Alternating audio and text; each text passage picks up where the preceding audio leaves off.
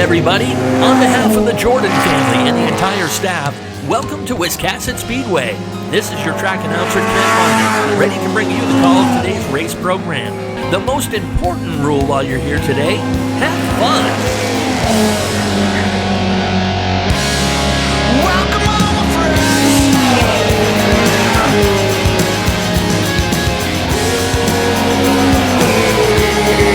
Welcome all my friends. Welcome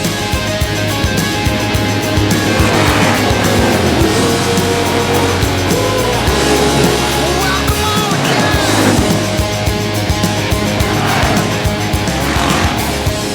The drivers are ready. The crew is ready. We hope you're ready too. It's race time at Wiscasset Speedway. Get settled in, folks. The show starts now. Hey, shake and bake, Cal! Woo! Shake and bake! Alright, we were trying to do a one-way pass-through and capture a lot of drivers, but I think it's going to be a little bit slim today. We'll start off here with Ben Tinker. It was an unusually long drivers meeting for you guys, Ben. What were they talking about? Yeah, it was an exciting week for us. We had some setbacks scheduling-wise, but, unfortunately just some people couldn't quite see eye to eye, and some things happened, and we've lost a couple dates, but Johnny and James are trying to scramble and get some stuff straightened out to keep us going for the rest of the year, and we certainly appreciate their efforts. Yeah, it seemed a little bit emotional, too. So there's a lot of emotion behind this series. We won't go too deep into it, but Ben Tinker, you got third in this race last year, right? I did, yeah. Tell us about this track. How you doing today? I love this place. I've been fortunate enough to win in my past style modified here a number of different occasions and run really well here. We're about fourth on the speed charts today. I think I can dig a little bit more out of it. We certainly don't have the car that we had at Seekonk the other night when we won, but we'll keep digging with it. The crew will keep digging. We'll see if we can get him. It's the man we want. We're keeping the camera rolling. I put myself together here. Doing the Michael Waltrip grid walk here. You are going to lose your life. And Bobby Timmons is the defending winner of this race. Bobby, how'd you draw? Drew outside pole the first heat, so that's half the battle. First big day here. That's half the battle. It's drawing good, so we're starting on the outside pole the first heat. That'll be certainly helpful in our goal here to repeat as winners from last year. So. Now, how's your season been so far? I think this is round 4 on the SMAC tour. Have you been following the whole tour? Yeah, it's been up and down. We had a really good car at Waterford to start the season with the SMAC guys, and I ended up cutting a tire down and breaking a suspension component, and it's been a roller coaster. I've been struggling the last probably month or so, so really looking to try to turn it around tonight. All right, so kind of mid-pack on the speed charts today, right? Being the defending winner. A little bit unlikely of you. Yeah, we never have the raw short-run speed that some of these guys have, and even last year we really weren't that good all day. And I just got distracted by this guy yelling. Yeah, no. So we worked on it last year and got it better for the race, so I'm kind of just banking on that maybe the same thing happens here today. Definitely need track position, so drawing, hopefully we make the redraw and can draw again good for the feature. All right, now, in practice, I think the 00 here was the only one that had issues. He spun out. Can you tell us what happened with him? I don't know. I guess the 00 has called it a day. The issues that they got is it's terminal, so I don't know what happened there. But all right, man. Bobby Timmons, we can catch you on a podcast. Is it like a weekly basis? Every Tuesday morning, usually. We record on Monday nights, Black Flag Podcast. Myself, Bradley Saucier, Charlie Sanborn. It's not safe for work, so don't listen with your kids in the car. But we have a lot of fun on there. So. All right, well, Bobby, I appreciate you keeping this interview safe for work, so have fun out there. Thanks, bud. Appreciate it, guys. And we got Dave Hellowell. You finished runner-up in this race last year, right, Dave? I did, yep. So how you feeling today? Pretty good. Last year's run, we learned some things. We were actually here testing all day yesterday and, snuck up on a couple things. We left behind a little bit of forward drive last year when we were running here. And I think we were handicapped last year, so we had to crawl up through the pack. We were the previous race winner, so you can't start any better than 12th. We've changed a few things, and I think we made the right, it's for the good. There's 20 other guys that are trying to do what I'm trying to do too, so, and everybody's so close in speed, so a lot of this we just drew again for our starting position in the heat, so we'll see. You got to make top 3 for the redraw, and then once you redraw for your feature, that in itself is another gamble. So, but I think we're pretty good. So we'll see. 50 laps is a long night here. Track surface is abrasive. Things change, the weather, and of course, who knows how the race is going to pan out. So just put our best foot forward and see what we got. All right, Dave, question. How wide are these from like tip to tip? I'm not talking track width, I'm talking about maximum width. Yep, so you're looking at around 84 inches. So that's our rule. Most guys are right around there to 82 inches.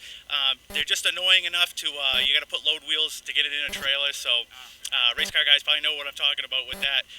But they're, some nights they could be a lot wider, but these things go really good. I mean, I think we were running somewhere in the low 13s here, and I'm a big fan of the pro stocks when they run here, so I'm not sure where they land with lap times, but I can tell you we're going just about as fast as these things will let us. So it's always fun coming up here.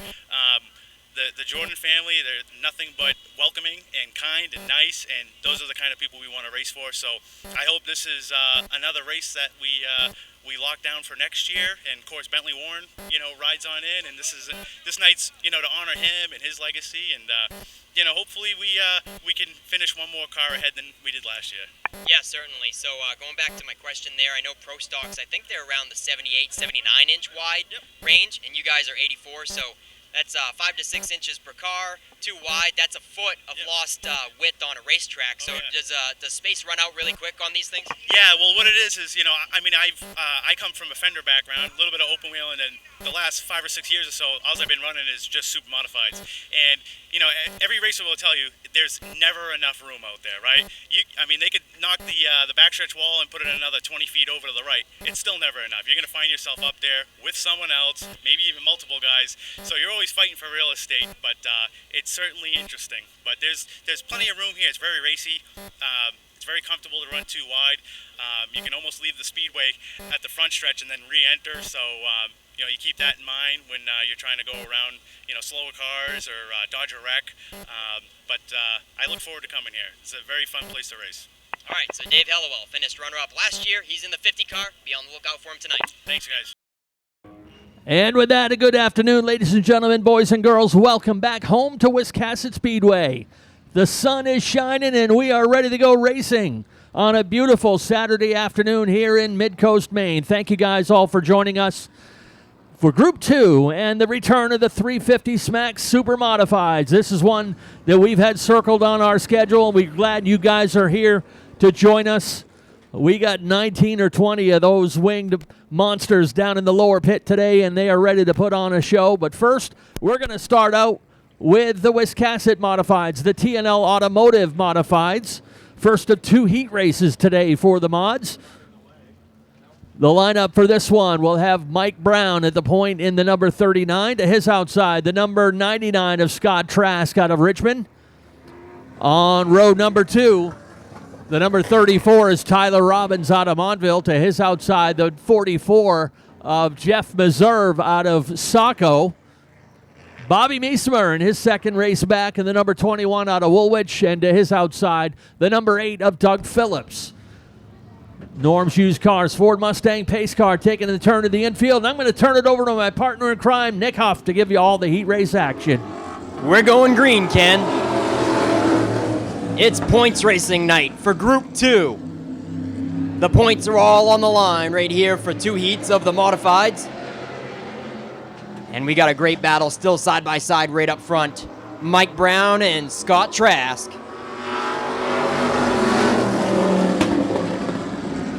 Brown going a little high there, leaving the inside wide open through turn 1. Scott Trask is still able to maintain alongside of him. This time, not quite so much. Coming out of turn 4, Scott Trask losing a little ground, and Tyler Robbins has been right there patiently ready to pounce.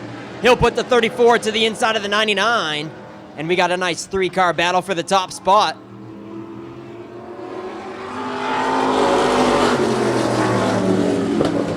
Scott Trask still trying to maintain there, but he's looking to get hung out. Oh, just as I spoke too soon, Mike Brown has difficulties down the back chute, and I think he dipped down into the grass for a brief moment.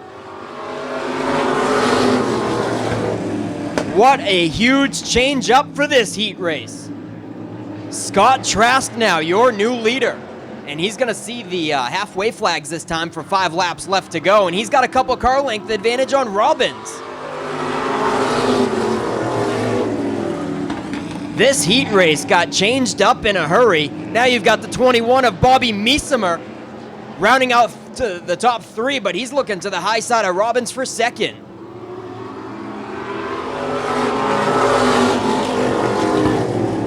Something had to have gone south on the 39. Look at him go really high once again, and Doug Phillips tries to avoid. He gets squirrely through turns 2 and loses a lot of ground there.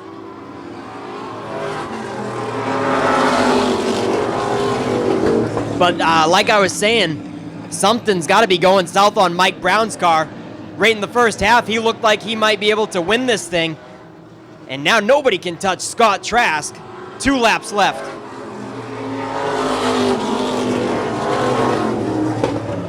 Popsicle sticks have just been shown, and Trask looks like he's got this one in the bag, but everybody's got their eyes on that second place battle. Bobby Miesimer is making it work on the top side.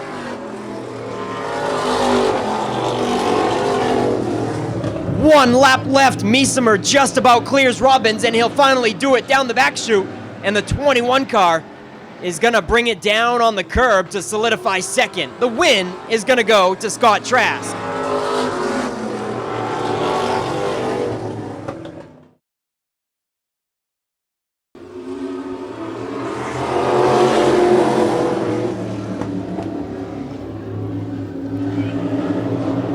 Nice close start up front. We've got the reigning champion in the 1. He'll take over first, and Reno will settle in single file behind him.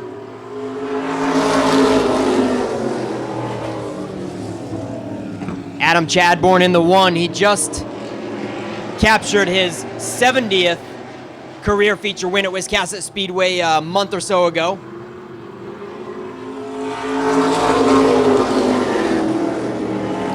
As that top 2 puts a little distance on the pack, Adam Chadbourne and Nick Reno. With about 6 or 7 car lengths on that third place battle happening between Wayne Whitten and Ryan Ripley. Wayne Whitten in the 0. Ripley looks to the high side but quickly gets back under. He doesn't want the 7 to capitalize on that inside line. That's Steve Reno right there ready to pounce.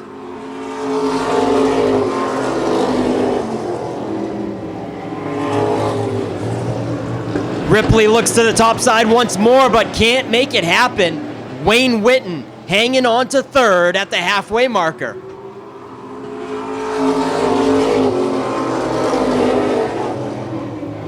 Adam Chadbourne and Nick Reno checking out from the pack.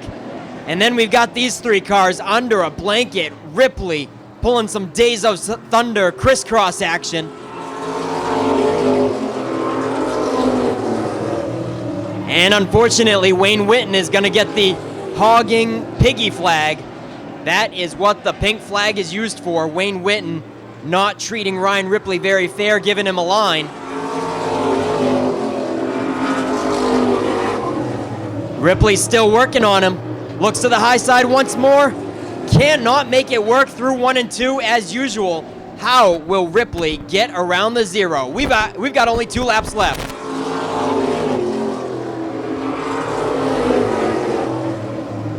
Some good momentum that time. They come together in between 1 and 2, and they're still duking it out down the back chute. Ripley to the high side of Whitten for third, and the white flag is going to fly.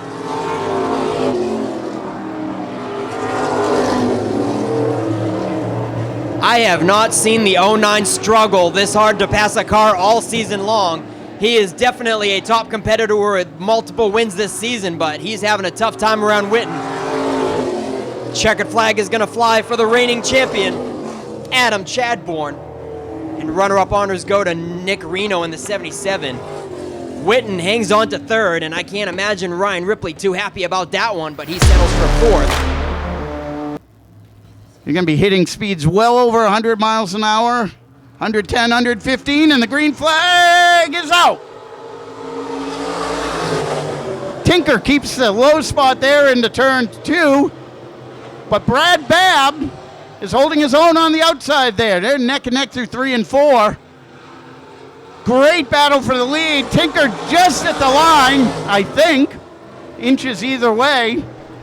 As Babb gets a nose ahead down the backstretch. Tinker fights back there in turn 3. Babb with the advantage on the outside, but can he hold it? Nope. Ben Tinker gets that by inches at the line.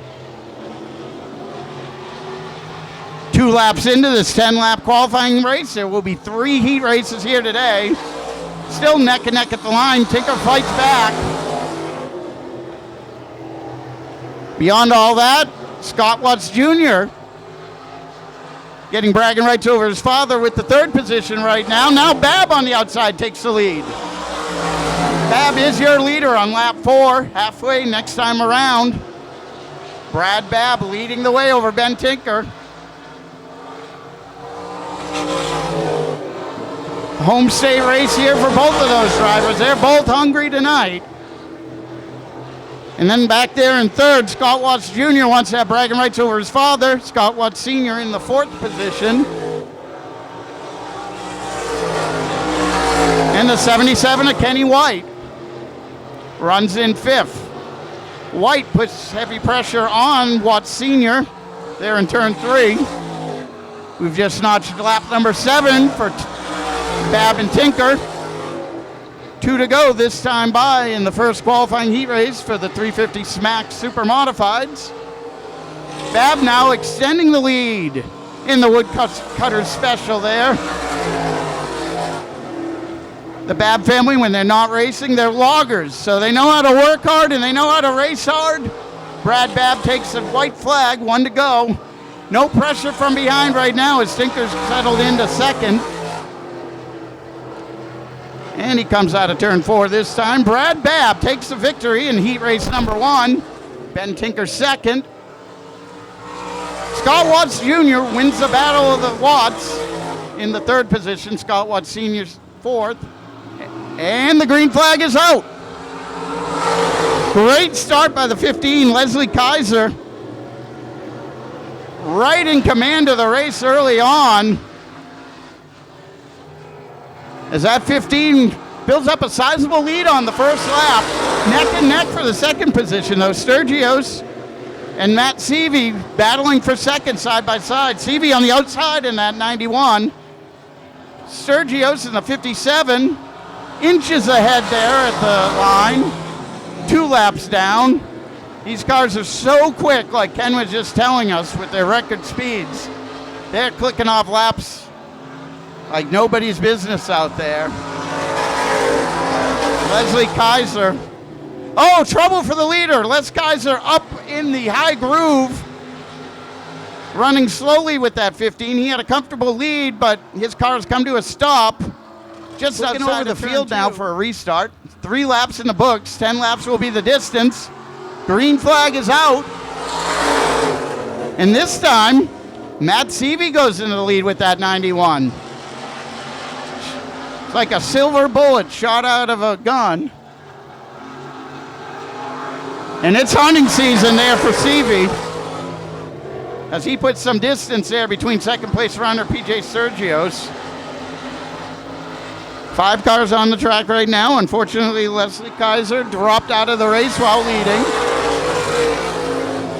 And look at this, Bobby Timmons the 3rd, up to 3rd right now. Started shotgun on the field.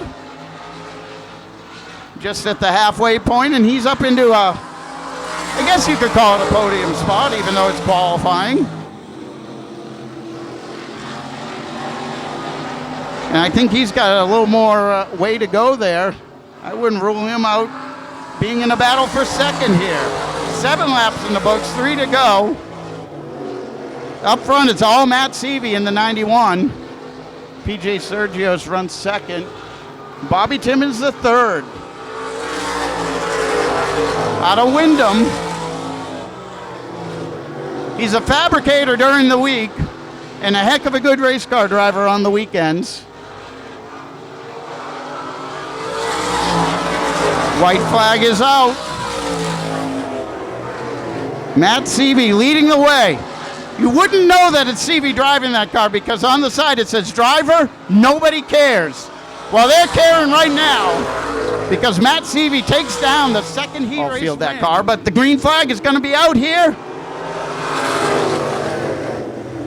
And Mike Sperling gets it done at the start. As Sperling goes into the lead.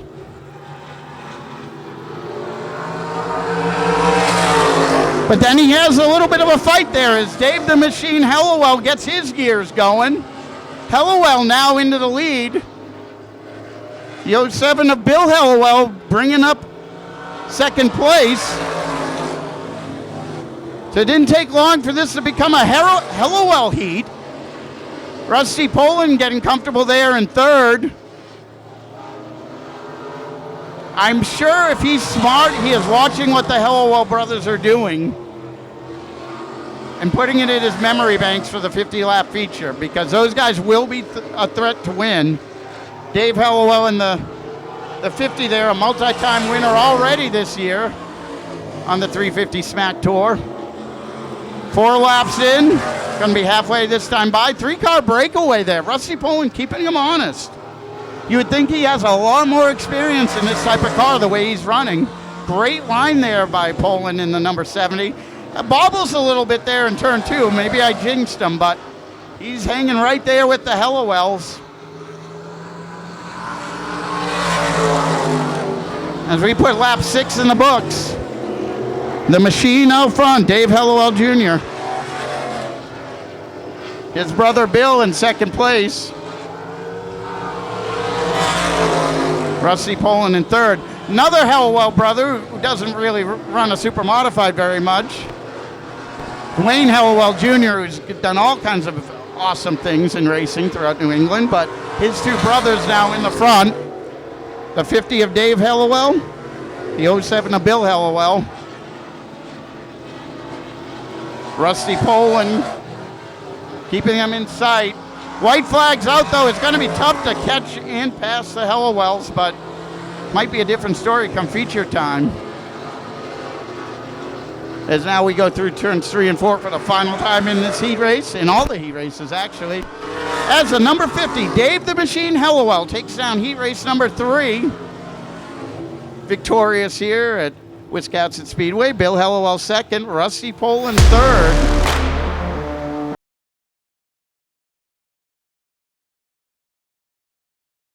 Let's go late model racing. And glad to have Ray Dinsmore back. I believe he took 1 week off last week, and here he is on the pole for this one, clearing Pat Murphy. And the 24 of Jonathan Emerson is going to follow up the inside as well.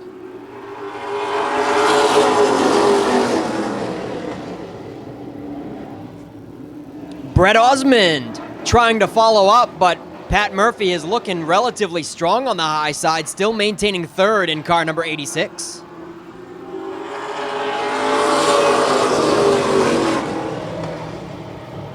And also glad to have the 26 back, Brent Roy. I believe the last time we saw him, he bent the clip on the car, and I think he took another week off himself, so glad to have him back.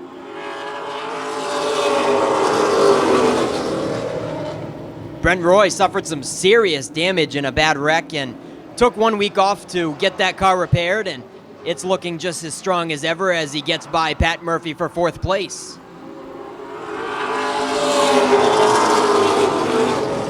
Back to the front we go. Jonathan Emerson in the 24 is making a charge on the high side to try to take over that top spot, with Brett Osmond lingering right there in the 50.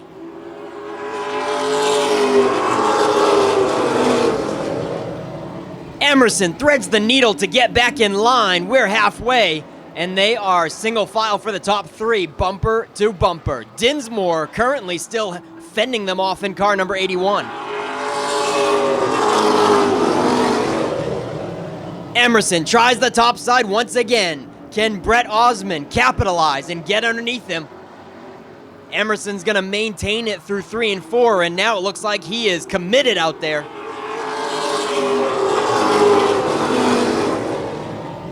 Laps are winding down. They're going to see the 2 to go this time. We got 2.5 laps left, and Emerson is committed to the top side to try to take that top spot away from Dinsmore.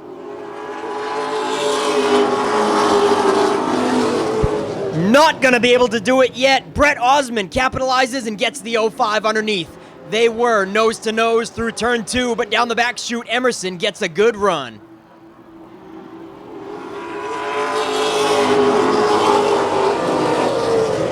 Can Ray Dinsmore be a heat race hero here today? Half a lap to go, but Emerson has a good run down the back chute. We got a barn burner coming out of turn 4 for heat race 1.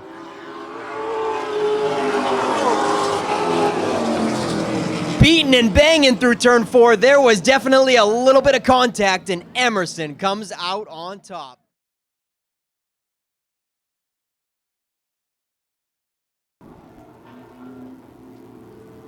Heat 2 coming at ya. Nice even start for Chris Burgess and Will Collins. Down the back chute they go.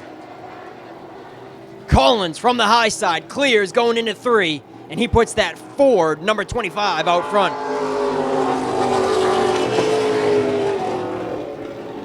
Will Collins had 5 wins in a row, if you include the last 4 from last year and then opening day. But recently, he has not been on as well of a streak.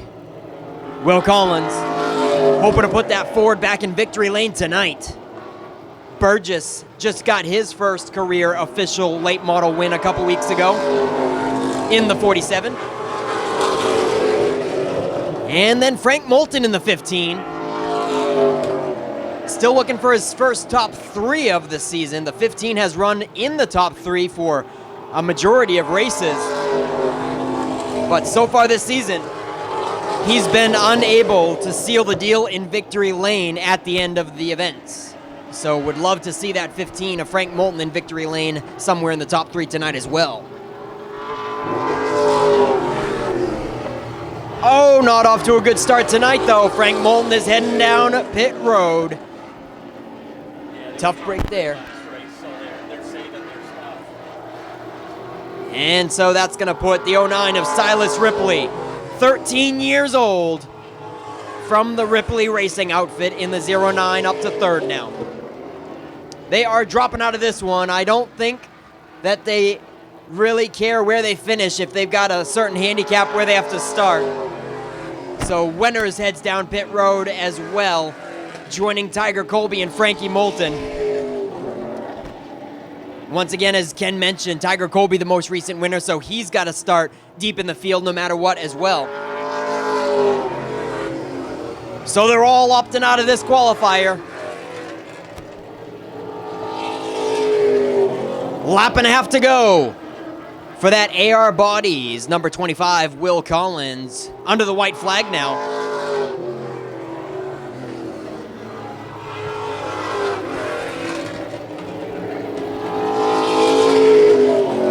Late model heat number 2, brought to you by Wood Pellet Warehouse, is going to go to Will Collins in the 25. Chris Burgess takes 2nd. 13-year-old Silas Ripley takes 3rd. And we're looking for the green this time for the Kennebec Equipment Rental Outlaw Minis. Ian Frazier a little slow on that start, possibly missing a shift. And Jason Kimball in the 12X is going to already jump out to over 5 car lengths on these guys. Here comes the 0, Jeff Farrington looking to the high side of Frazier.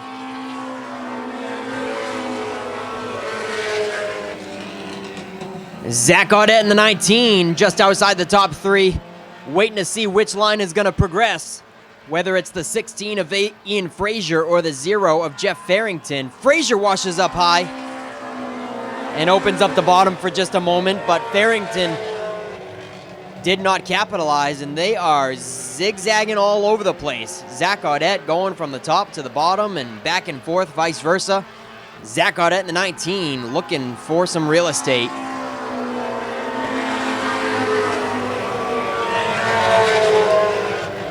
And currently they got him boxed in, but they're starting to spread out here, and Zach Audette is going to thread the needle from the bottom to the top side of Ian Frazier. And here he goes in the 19, looking for second.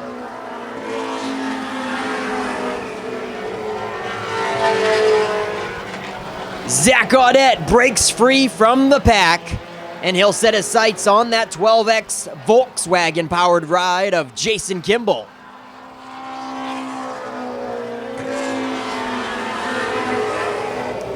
Halfway through, 5 laps left. Ian Frazier comfortably in third at the moment as they duke it out for fourth with the 08 of Kyle Willett coming into the mix. Kyle Willett is going to take fourth away from Jeff Farrington. Farrington is now going to round out your top 5 with Larry Melcher in the 41 just behind him.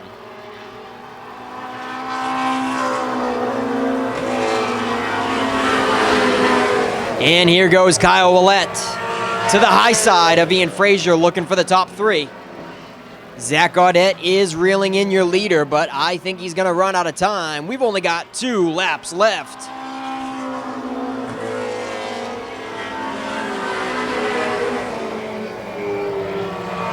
Willett is having a tough time on the high side of Frazier.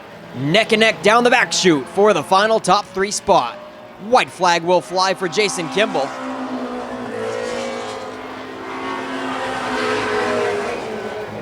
Back to that battle for third. Willett gets a good run down the straightaways, but Frazier is strong in the corners.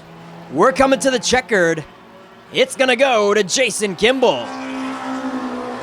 3 wide for third place. Right at the last minute, Jeff Farrington comes out of nowhere and slams into Ian Frazier. Not so sure that that was called for, but Farrington picks off a spot with that maneuver and takes fourth away from Frazier.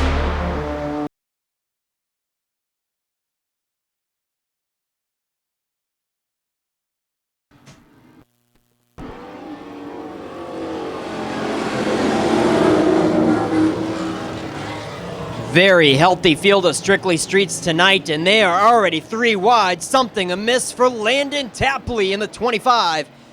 He goes backwards in a hurry, and the 3 wide works out well for the 8X of Ethan Dinsmore. Trouble for Alex Cromwell. He's bailing, ladies and gentlemen. He's going for the infield asphalt. What a move by Cromwell in the 96. He keeps this race going under green.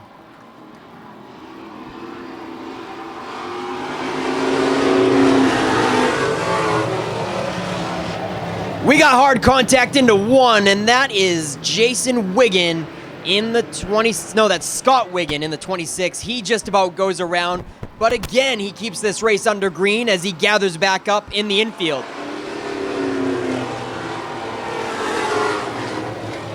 Scott Wiggin, tough break as he had some contact with the 40 of Dan McKeag Jr., but Jr. is going to keep on rolling, and he is currently in 7th.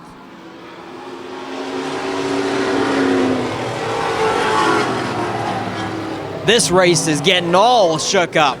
The rookie, the 31 of Chuck Wagstaff is your new leader. And I think these are some of the first laps he's going to lead all season in his rookie year.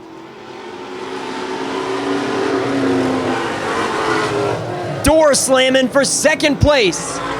It's Brady Romano and Ethan Dinsmore going at it, and Dinsmore gets up in the marbles out of turn 2. He had to have just come inches from the backstretch wall.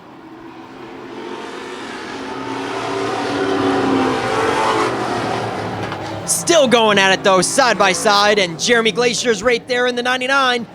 Dinsmore this time loses some ground on Romano, and now it's a dead heat for third place with Glacier and Dinsmore.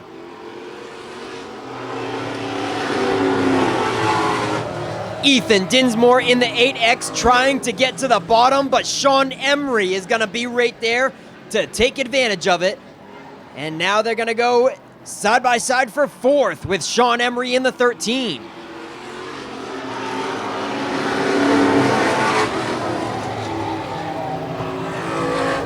Oh, we got contact. Dinsmore is having all sorts of troubles. And a couple of other cars check up on the brakes. And then one almost coming to a stop on the backstretch. The 34 of Ed Pierpont is struggling at the top of turn 3, but he's still rolling. White flag's gonna fly. And we got the rookie leading the way. In the 31, it's Chuck Wagstaff. Checkered flag's gonna fly for him. And more trouble in turn 3. We got a wreck at the top of turn 3, but it was checkered flag time, so the yellow did not have to wave. And I think we got a Guinness World Record there of spins with no yellows in one. And we're going green this time for another 10-lap qualifier. Mac Hannon gets on the gas a little bit quicker than Caleb Emerson Maines, and he'll clear out of turn 2. He's going to leave them to duke it out for second with the Emerson cousins.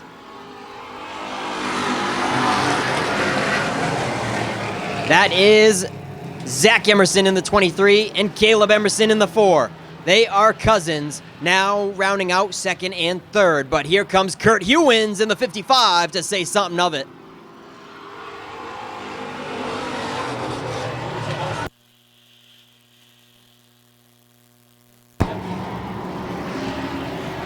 Your most recent Strictly Street feature winner in the 55, Kurt Hewins, is going to crack the top 3 this time.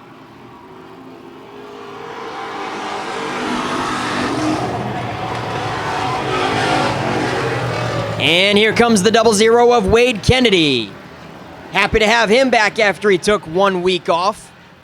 And he'll put the 00 up to 4th now. Caleb Emerson rounds out your top 5.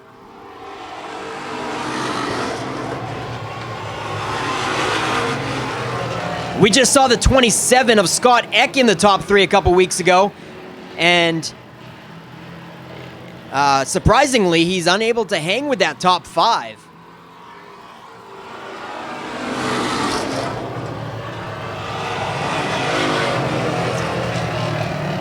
Yeah, very surprising that the 27 he does not look up to speed tonight. He is usually faster than that. Like I said, getting another top 3 a couple weeks ago. Back up front, Kurt Hewins is not afraid to go to the top side. This time around, it'll be 3 laps left, and we're going to be nose to nose with Mac Hannon Jr. and Kurt Hewins.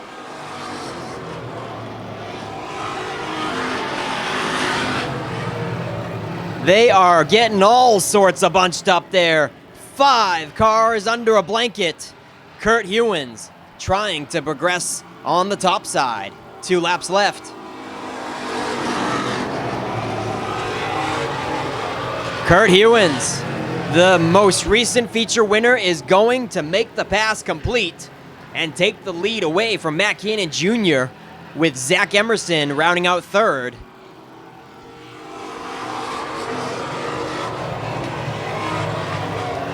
White flag will fly. And it's all Kurt Hewins, already putting about 5 car lengths on him and Mac Hannon Jr. coming around to pick up qualifier number 2 for the Strictly Streets.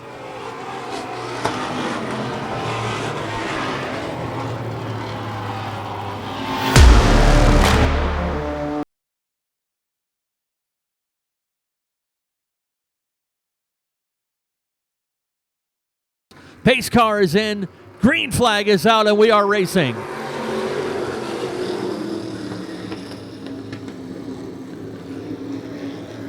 Trask and Robbins side by side down the back chute. Things bunching up a bit on that inside lane as Mike Brown loses a little bit of pace. Trask bringing that inside lane up a little bit. The first 3 or 4 cars.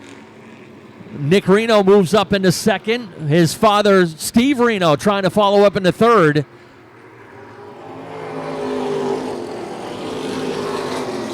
And Ryan Ripley looking real fast in the 09. Caught that lead pack in a hurry.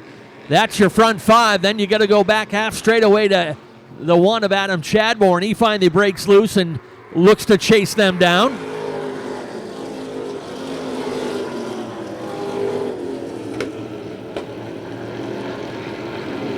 Tyler Robbins grazes the backstretch wall. So does the 21 of Meismer. Bobby Meismer trying to hang on, but he loops it up in turn 3. Sometimes it's not uncommon if one driver grazes the backstretch wall that sometimes the driver behind him is just following that rear bumper, and Bobby Meismer got a little more of the wall than Tyler Robbins did. Back at it, green flag is back out. Scott Trask, new dance partner on the outside is Nick Reno. Steve Reno gets out of shape in the 7. He'll loop it on the backstretch. Keeps it underway, so no caution. That's good for his son, Nick Reno, who takes the lead for himself now. Nick Reno with the lead.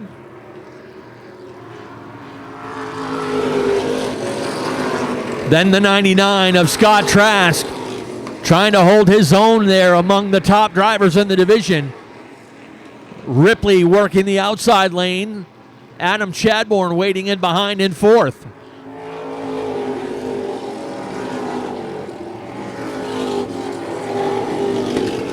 Ripley testing that outside lane. You got he and Chadbourne wheel to wheel behind the 99 of Trask. That's a good battle back there for 3rd and 4th. Ripley still has it by just about 1/10 of a second.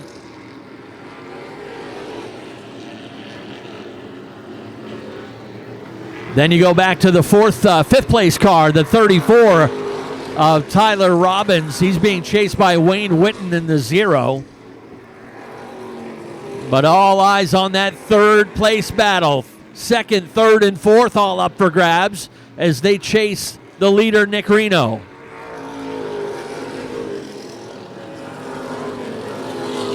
Ripley not finding the speed on the outside lane that he did early in this race. Has fallen back to the 4th position, but rebounds nicely. Stays even with Chadbourne. Ripley grabs the 3rd position by about 23 1/100ths of a second.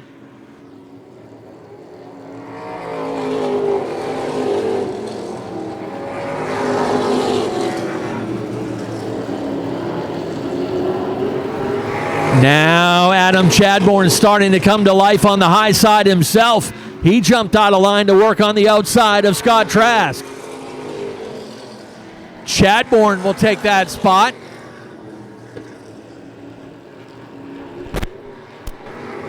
Looking to complete the pass down into turn 3. He'll do it. Shuffles Trask back to 3rd. Ripley trying to regroup now there in the 4th position.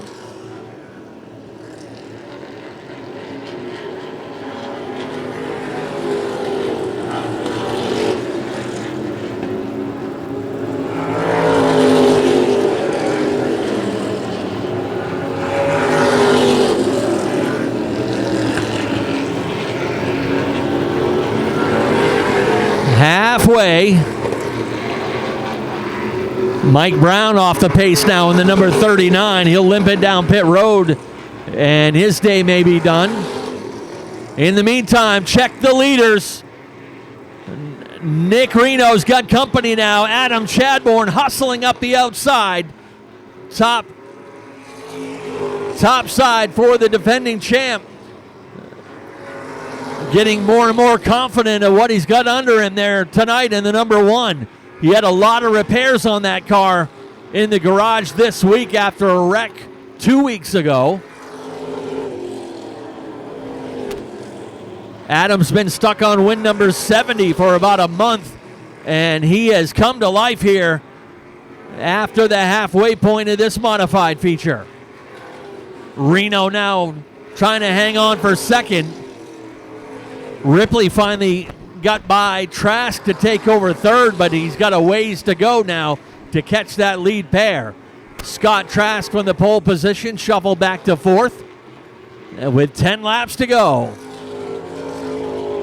Jeff Meserve heads down pit road in the 44. He's been having transmission issues throughout the day today.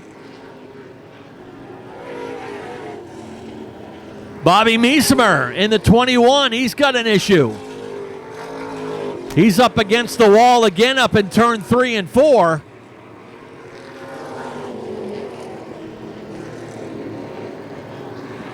Meismer trying to keep it going, but definitely off the pace.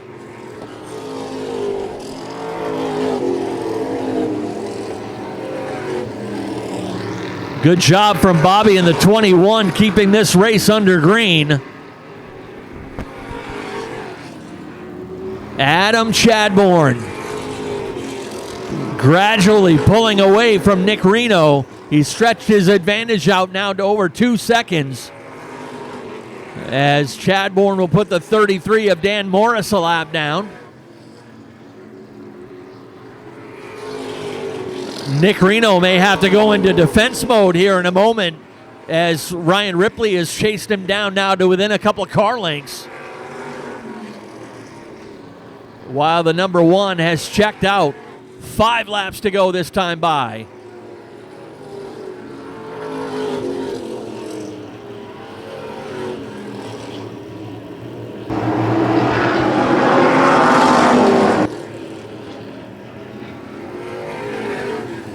Ripley has caught the second place car now of Nick Reno.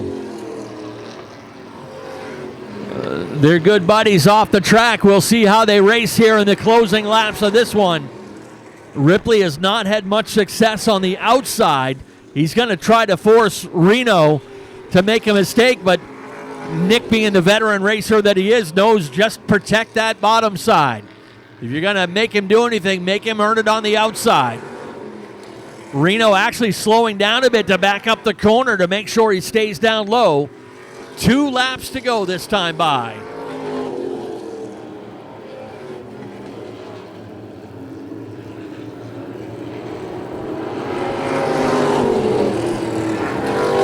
White laundry ready to fly for the number 1 of Adam Chadbourne.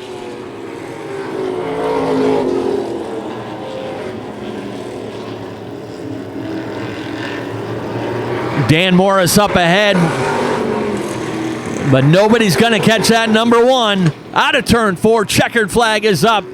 Adam Chadbourne will take the win.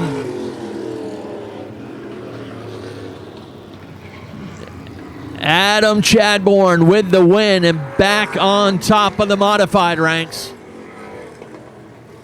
Nick Reno, a strong run in the 77 and a smart final 5 laps. Knew he had to keep that bottom side covered. Even backed up the corners a little bit to make sure he didn't push up wide. He holds serve on the bottom and takes home second. Ryan Ripley, the point leader, brings it home in another solid 3rd place finish. But let him hear it, folks. Career win number 71, Adam Chadbourne. Adam, it was a hard start to the season, right, to get that win number 70, but it's like they say, once you get that monkey off your back, they start coming easier. Yeah, being able to finish the race with the whole car, it definitely makes a big difference. Oh, you didn't just finish it. I mean, you were on rails tonight. Now, were you just that much faster, or was everybody slower tonight? Honestly, we were a little bit faster. Besides the stuff that was broken, we found some stuff that wasn't quite right.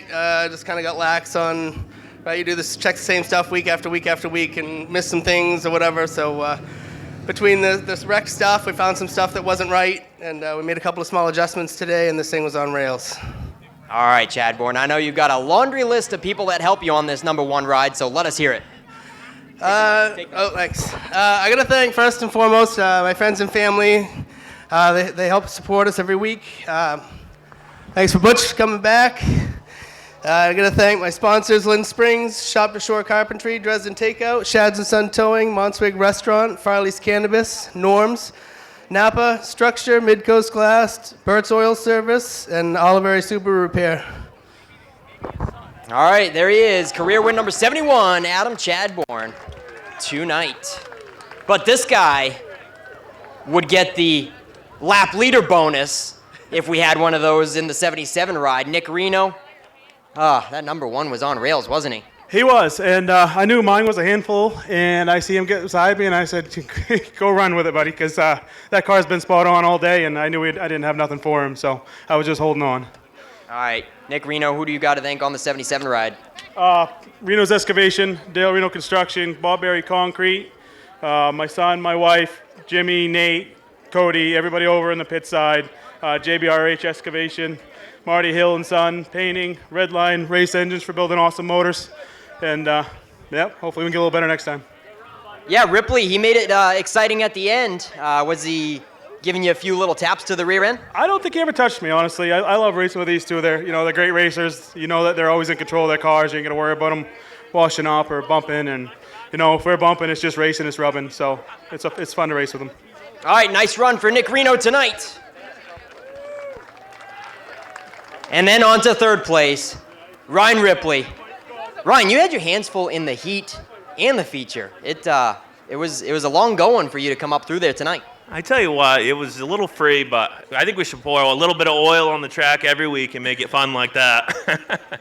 It was slick? Yeah, just a little bit. But no, it's good. Adam was class of field today. He had us both covered, and I had fun battling with Nick at the end. You can't be mad. Bring home a trophy at least. Yep. All right, Ryan, who do you got to thank on the 09 machine? I got a long list. I'll probably forget a few, but Kelsey, she supports me every weekend to go do this. We got little Braxton and on the way, and Bodie, and Wayne, my spotter, Darren, Deb, they make all this possible, and I got all the Delanos. I got a whole Delano crew that follows me around.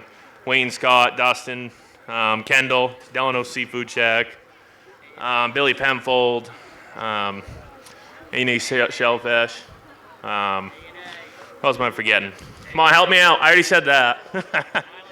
Tyler's towing. My dad, he's in Florida right now. Kind of a bad time to go to Florida, I'd say. But my mom, my sister. It's a long list, but got to thank Herb and Silas. They help out. And I know I'm forgetting someone, but thanks to everybody and all the fans. Appreciate it. All right, there he is, Ryan Ripley. A nice, clean, modified race tonight. Love to see it. Great competition with these guys. And we got some fun coming up next. All right, ladies and gentlemen, get settled in. It is time to meet your drivers. And to do that, it's my pleasure to turn it over once again to today's voice of the 350 SMAC Super Modifieds, Mr. Mike Twist. Well, thank you, Ken. I love the fans here. Wiscasset fans, you are the best. $5 to get in. What an awesome job by the Jordan family and by Ken and Nick and Amy and everyone here at the track. So honored to be here. We're going to have the Bentley Warren Classic here now coming up. 50 laps for the 350 SMAC Super Modifieds. Driver introductions. Unfortunately, 2 cars will not make the field. They had mechanical problems. The 00 of Kevin Merrifield and the 15 of Les Kaiser, who had a problem in the heat race while leading, will not make the field. But the rest of the guys and girl of this event will be coming right out here. And we're going to meet those drivers right now. You see them coming down the front stretch. Show them some love. These small blocked winged super modified setting track records here at Wiscasset Speedway for a race named after an icon of American racing, Bentley Warren, Indy 500 driver, super modified legend. And he's blessed this field here tonight. We're going to start from the back. As you can see, the cars lined up there up to turn 4. And get started right there.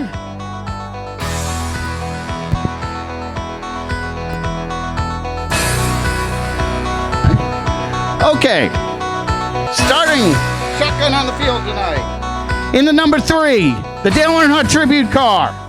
It's going to be Gentleman Jim Barker, a longtime competitor of the tour. Gentleman Jim Barker in the number 3. What a cool looking race car. He's doing it for Dale tonight. Next up, going to be the number 7. Jason Phillips in the number 7 Super Modified. Going through the field from the back to the front. In the number 22 is Mike Ketty. Ketty in the 22. Starting next, you might have heard her on Racing America this week, giving national exposure to the 350 SMAC Tour. She's a Mainer. The number 04, Nettie Humphrey. Humphrey in the 04. Driver who's been around here. I'd have to look it up, but I think he competed in the Big Dog 400 back in the day. Racing legend out of New Hampshire in the number 77, Kenny White Jr. He's raced all kinds of race cars, a lot of success. He's looking to get it done tonight. Next on the grid, it's the Orange Crush. The number 01X of Mike Sperling. Sperling, one of the standout super modified drivers of New England. Next on the grid, the number 11, Stephen Philly out of Plastow, New Hampshire. Philly in the number 11. Another big racing name coming up next. It's the F80 out of Seabrook, New Hampshire, with a relatively new car under his seat tonight. Scott Watts Sr. Watts Sr. in the F80. And the number 20, also from Seabrook, New Hampshire, it's Scott Watts Jr. Watts Jr. in the 20. From down the road in New Gloucester, he finished third in this race last year. The number 19 of Ben Tinker. Tinker in the 19. Next up, he's so good he's got his own nickname. Multi-time winner already this year. It's the number 50 of Dave the Machine Hellowell. Hellowell in the 50. His car says the driver's name Nobody Cares, but we care. And he put on a great show in the heat race. The number 91, Matt Seavey. Seavey in the 91. Next on the grid, you've seen him in super late models and pro stocks, but he can wheel wing super modified as well. Second generation driver, the number 70, Rusty Poland. A lot of fan support there for that main driver. Now we're in the first two rows. Another driver you might have seen race once or twice in Maine. He's from Wyndham. Third generation racer, Bobby Timmons III in the number 13. He's also quite a radio host on the Black Flag podcast as well. So a lot of fame there for the driver, the 13. Starting third, another Maine driver. Another driver from a historic racing family, also out of Wyndham. It's the number 41 of Brad Babb. Babb in the 41. Now, it's time to go on the front row. Talking about racing families, here's another current generation racer. He's out of New Hampshire. The 07 of George Hellowell. Hellowell in the 07. Longtime racer out of New Hampshire, driving his Belfab chassis tonight. On the pole, the number 57, P.J. Sturgios. Sturgios in the number 57.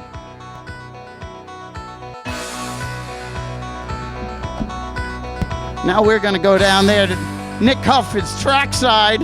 He's got some important things to say here in a moment.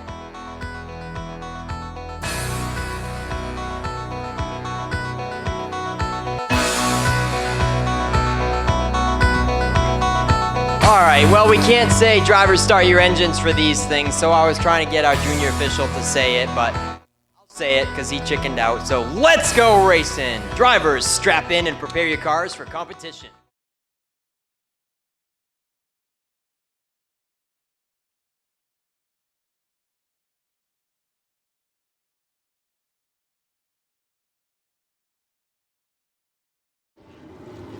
One to go before we go green. Front row, PJ Sturgios in the number 57. George Hellowell in the 07. They make up your front row. Some Mainers a little further back. Bobby Timmons, Brad Babb. Gonna be a lot of competition here, and the green flag is out. Sturgios into the lead with the Belfast. Oh, hard wreck here. Things went sideways here at the start. Red flag, yellow flag is number 57 going to bring the field to green. And they drop the hammer. Clean start this time. Sturgios into the lead. But George Hellowell on the outside with that red 07. Hellowell edges ahead in turn 4. Sturgios, though, keeps that lead. Sturgios in the black, number 57. Hellowell in the red 07. Neck and neck there. Not far behind. We talked about Brad Babb. Well, he's ready to take an axe to competition there, back in third with that 41.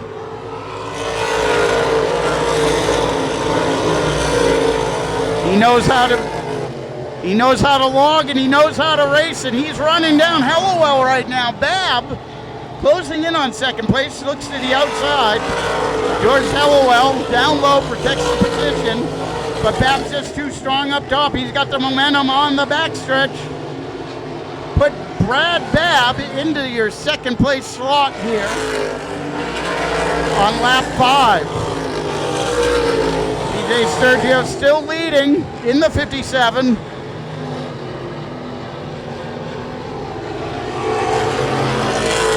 The Dale Earnhardt tribute car of Gentleman Jim Barker about to go a lap down here early on. Beautiful race car there.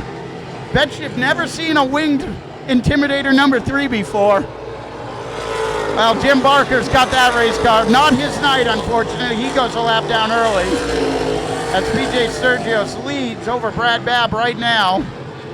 Got about 5 car lengths there going through turn 3. 8 laps in the books. These cars click them off quick. 42 to go. A lot of guys in the back, Kenny White, he's towards the back. He's making moves, but he's only got 40 some odd laps to go. It's go time for these super modifieds. Sturgio's showing the way. Brad Babb running him down. George Hellowell still in third. Now Bobby Timmons the third. Running solidly in the 4th position with that number 13. Battle there for the top 5. 5th position, the number 91. Matt Seavey holds down that spot right now.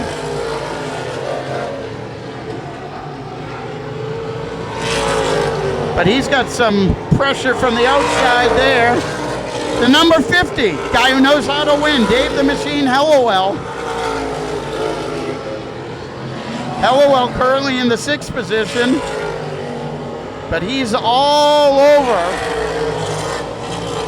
that 91 of Matt Seavey. Hellowell gets by him on the outside. If he looks far enough down the straightaway, we'll see his brother George Hellowell in that 07. And Bobby Timmons the third is the meat in the sandwich there between the Hellowell brothers. Nothing that Timmons would like better than to get into that second spot there. Random odd fact about Bobby Timmons. She has a birthday with NASCAR great Mark Martin on January 9th. I only know it because it's my birthday too, but. So for that useless random bit of information, we'll go now. Take us through the field. Still a great battle there. PJ Sturgios leading. Brad Babb is right in his tire tracks. Not getting aggressive yet. It's still early. We're coming around for lap 18 now. But you know that Babb is going to take his shot there in the next 30 laps. Babb got his start in karting here in Maine. Him and his sister Kelsey were both really good kart drivers. And then Brad went on to do some ACT late model racing, some past super late model racing. Done a little bit of everything. And he really wants to win this Bentley Warren Classic. Those guys, they'll tow out to Oswego, New York to race. Wiscasset's a lot closer to home, a lot closer to Windham, Maine.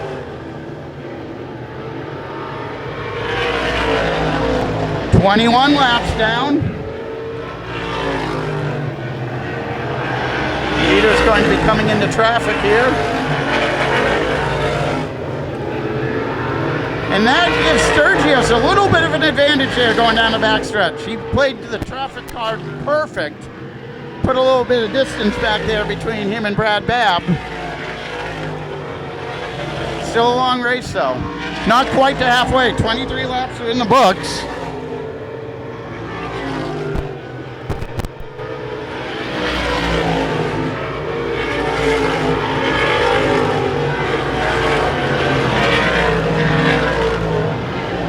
Coming around for halfway, next time by, lap 25 of 50 in the Bentley Warren Classic.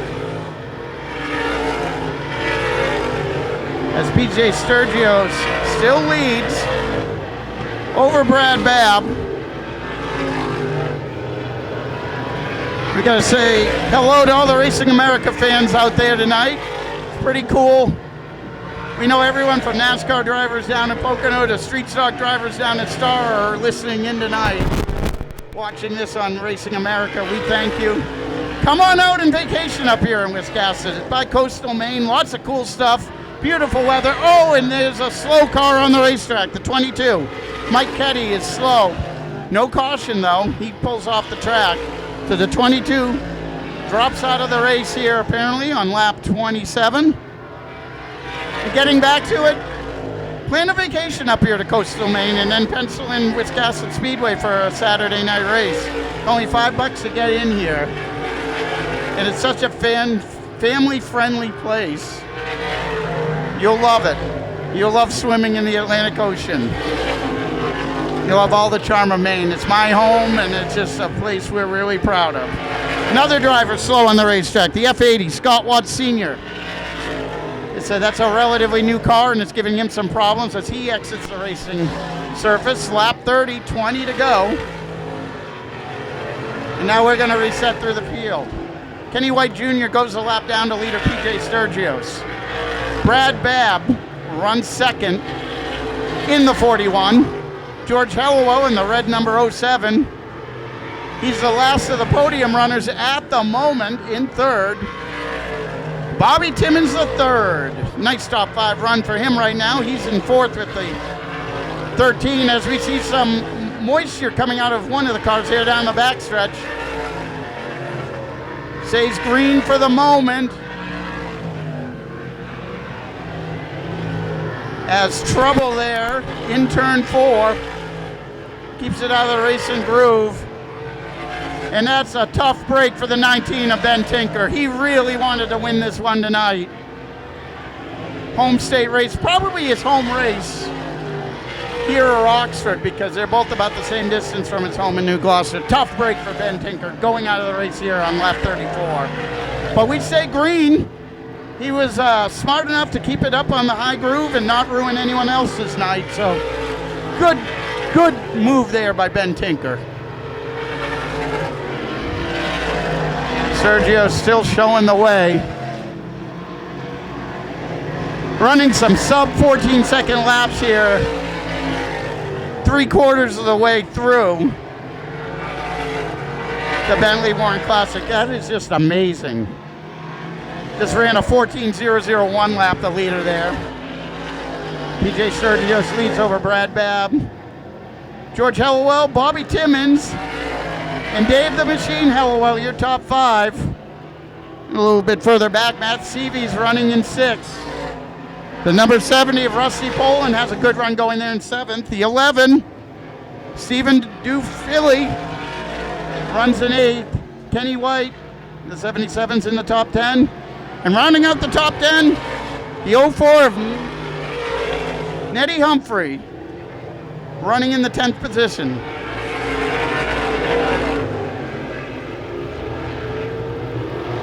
A little bit of a battle heating up here for second on back. Third on back. Oh, hard hit there in turn 1. Drivers come to rest against the backstretch wall. Silver car, it looks like it might be Bobby Timmons back there. Got a little bit of sun glare. I don't know why all these trucks don't. You have your wall of fame down there. That's just awesome, paying tribute to all the great drivers in the history of Wiscasset Speedway. Yeah, we have 7 new Hall of Famers going in next week for the track's 54th birthday celebration. Wow. So, the scary thing is I'm getting old enough to remember when a lot of them raced and even when a few of them started racing. So that's kind of scary. Restart here, 10 to go. And Brad Babb fires it off on the outside, gets ahead of PJ Sturgios. That caution was the best thing that could happen to Brad Babb, and he was ready for it. He fired right off out of the outside, took the momentum into turn 1 and 2. Sturgios now having to fight back, and look at this. The number 50, Dave the Machine Hellowell, up to third. He might get that podium spot that Nick and I were talking about after all. And that's a beautiful number 50 car there of Hellowell. He's ahead of his brother. George Hellowell runs in fourth. But right now, Dave has the bragging rights in the family. As man, we are clicking them off. Only 7 to go. I mean, these guys can run a lap quicker than I can make a sentence. And right now, Brad Babb is extending that lead. It's like the race just played out perfectly for that driver from Wyndham. He's raced in New England, all kinds of different race cars. He's raced in upstate New York. And now, he's showing some mastery of Wiscasset Speedway here. 5 laps to go. Gonna be 4 laps this time by as Brad Babb gets to within inches of a victory in the Bentley Warren Classic. A lot can go wrong. We saw that happen with Bobby Timmons. So Brad Babb's probably hearing every noise in that race car and feeling every twitch. He's got 2.5 laps that he needs to hold on here. Sergio's dropping a little further back down the straightaway. He had such a good race going. But right now it's Brad Babb who sees the 2 to go sign. It's the 2 to go show right now for Brad Babb, going through turn 3, going through turn 4. The logging special there crosses under the start-finish line, gets the white flag. He's good through 1, he's good through 2. Can he make it down the backstretch without any problems? Yes. 3 and 4 look pretty good too. How about it, the winner of the Bentley Warren Classic, Brad Babb. PJ Sturgios finishes second. Dave Hellowell third. George Hellowell fourth. And rounding out your top 5, the 91 coming back. Matt Seavey in the 91, taking the 5th spot. You guys get a chance to celebrate up close with the SMAC modified drivers as Brad Babb will park it in front of the big Coastal Auto Parts Victory Lane sign. Let's send it trackside with Nick Huff. Yeah, that's right. He capitalized from a 10-lap-to-go restart. And now, Brad Babb is going to go down in the record books as a Bentley Warren Classic winner. Tough break for the defending champ last year. Bobby Timmons was the reason for that 10-to-go red flag. But he's climbing out, folks. Let him hear it. In the 41, Brad Babb, your Bentley Warren Classic winner. And we'll bring down the 57. He led the most laps in the race, but boy, oh boy, this thing came to life after that restart. What's the deal? He didn't accommodate enough setup-wise for the added fuel load that we had to run here tonight. I usually start a certain amount, and the extra few gallons I needed here really did us in. It made the car way too loose. The power steering was acting up right from the drop of the green, so I am dead. And I really needed that caution. I hate to see Bobby get wrecked like that. I was glad they said that he was okay. He's a good friend of mine. But thanks to everybody for coming out. I got a bunch of people here from work and some family here. It's close to home. Thanks to everybody for being here. How about some sponsors on this 41 machine? First and foremost, Kaminsky Automotive. I wouldn't be here without them. My family, Robert Babb Logging, New England Concrete, One Force Weaponry. Anyone I'm forgetting, I'm sorry. I put my grandfather's old scheme on my car this year, and we lost him last fall, and this is the first win with it. So. All right, one more time for Brad Babb. He's out of breath and very emotional as he lost power steering right from the get-go. What an awesome victory lane for the Bentley Warren Classic. And then PJ Sturgis, ladies and gentlemen, let him hear it in the 57, runner-up honors and led the most laps. PJ, definitely didn't want to see that caution, did you? No, definitely didn't need that yellow. Got real tight there at the end, but congrats to Brad and the whole Babb crew. Faster car won tonight. He's kind of the fastest guy in this division right now. We're all trying to play catch-up, but second to that, I'll take it after the year we've had. Thanks to all the fans for coming out. Ken Minot for having us here at Wiscasset. We love coming up here. It's a fun track. And Sundial Cocktails for all they do for the 350 SMAC Tour. James Russo, we miss you here today. We wish our promoter was here. But all in all, a good day and a lot of fun here to come up here to Wiscasset. Anybody else you want to thank on the 57 car? Yeah, I got to thank, of course, my dad here, his business, Union Square Management, my wife, Chloe, all the whole family at home, my brother Jake for all the setup tips he gives me, and hopefully we can be one step better next time. All right, there you have it. PJ Sturgis, everybody, coming home with runner-up honors in the 2023 Bentley Warren Classic. And then it was almost an entirely new top three, but this guy disrupts that.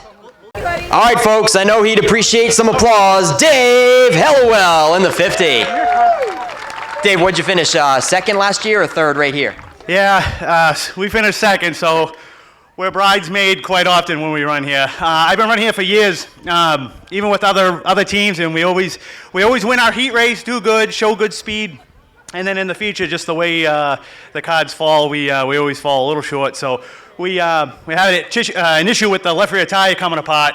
I could feel it. There was a good vibration, and I lost all my turn and my forward drive. And the best thing that could have happened was that late caution come out so we could let it cool off. And I had one more stab at it. I had a little bit left in the tank to get my brother on the outside there, and that's all I had. So congrats to Brad. He's a new addition to SMAC, and him and his team are top notch.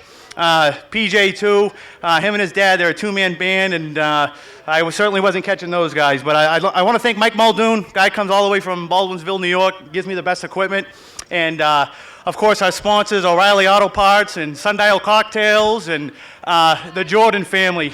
I tell you, I come from the Boston area, and everybody's rude. The Jordan family are the nicest people. I mean, you guys are so fortunate to have this place up here. $5 to get in, $20 in the pits. This is, I hope we come back every year. Dave Hellowell, everybody, wrapping up the top three in the Bentley Warren Classic.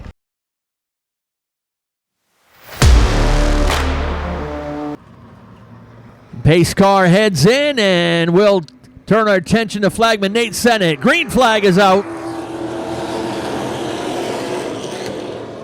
Great jump for the 24, and Brett Osmond. Smart move from that kid, dropping down into second right behind the leader. Then comes the 26 of Brent Roy.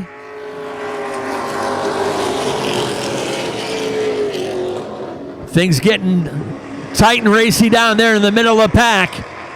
Here comes Will Collins up the inside rail, racing with the 00 of Alex Walls.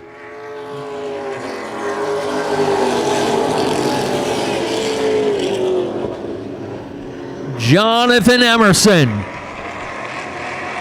grandson of Wiscasset Hall of Famer Larry Emerson.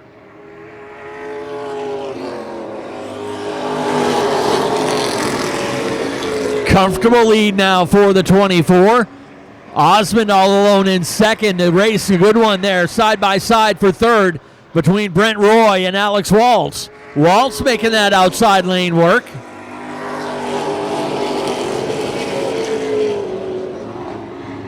Waltz tiptoeing up the outside lane. Will Collins waiting behind in the 25 to see which car he's going to need to follow.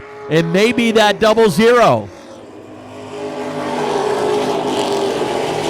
Contact into turn one. Brent Roy, good save in the 26, but he loses several positions Tough break for Roy, but he kept the car out of the wall, which is a big victory for him after the last race.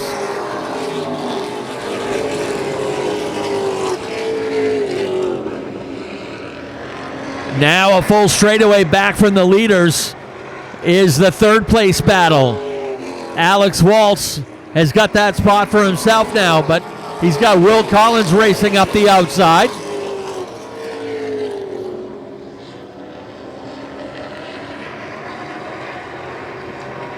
Silas Ripley making up some ground up from the back of the pack, as well as Tiger Colby and Frank Moulton. Now Collins in the clear on the 25. Long way to go in this one. He's got time to try to chase down that lead pair.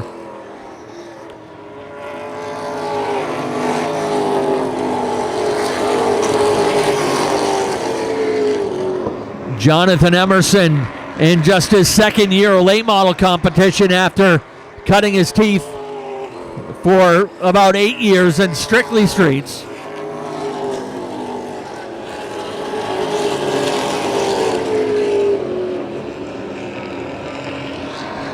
Collins the fastest out of that trio, but still a long way to go to catch Brett Osmond.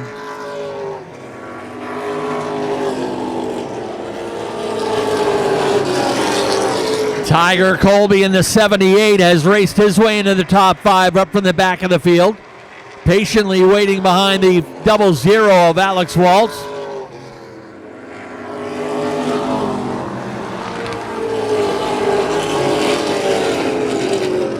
Colby tucked right under that back bumper, takes a peek to the inside into turn 3, gets the wheel underneath, and here he comes out of turn 4.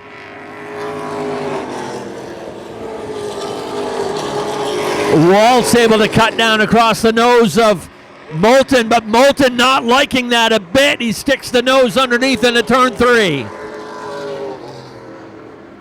Frank Moulton reclaiming that low side. Will put the 15 car into the 5th position.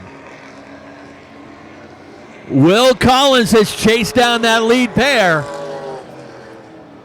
Collins has been about 0.2 faster than the lead pair each lap. He has finally caught up to the 05 of Brett Osmond.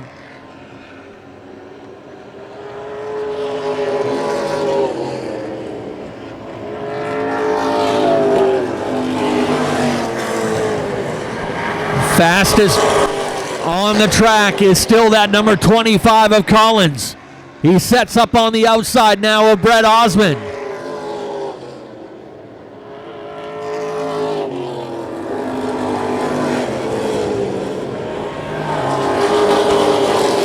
Here he comes up along the outside, patiently working the outside of the 05.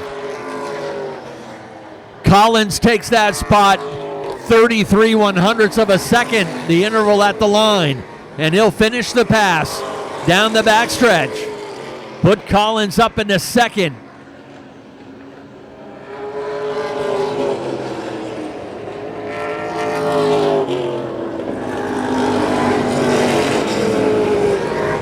Halfway when they come to the stripe this time. 20 laps down, 20 laps to go.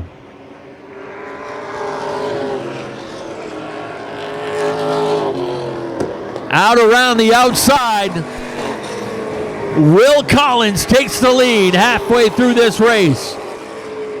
He started in 8th and he takes the lead on lap 21. Ray Dinsmore heads down pit road in the 81. He drops out of the race. Front 4 looks solid. Got a good side-by-side race for 5th.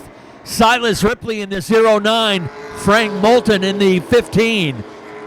Young 13-year-old Silas Ripley out around to take the 5th position. Ripley started this race back in the 13th position and has raced his way up into the top 5.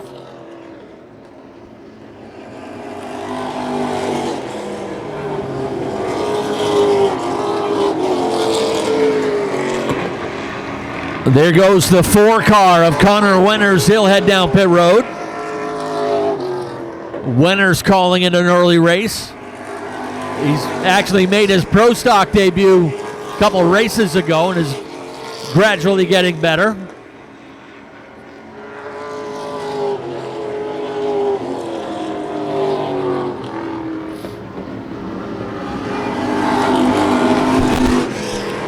As Will Collins stretches out his advantage, keeping an eye back behind him, things starting to tighten up a little bit between the 24 of Jonathan Emerson and the 05 of Brett Osmond.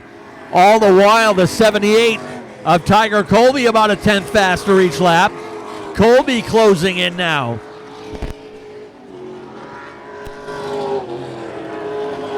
Tiger started this race back in 12th. He's looking to grab himself a podium finish. Passing flag out on the 8 of Randy Barker III, letting him know the leader is closing in within a straightaway.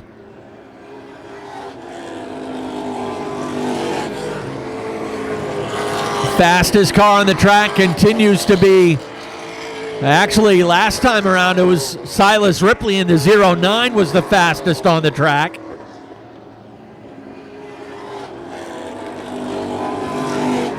But we'll keep an eye on this developing battle for third place as we've got 10 laps to go and Tiger Colby has caught the 05 of Brett Osmond. Colby will look to the outside.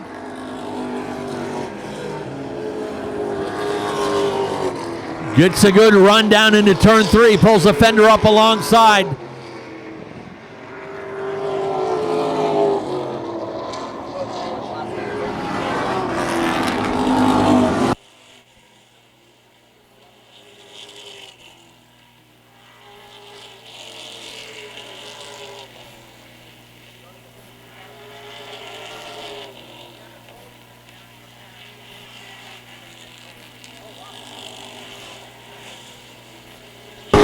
Tiger Colby has a little advantage on the outside and able to pass Brett Osmond.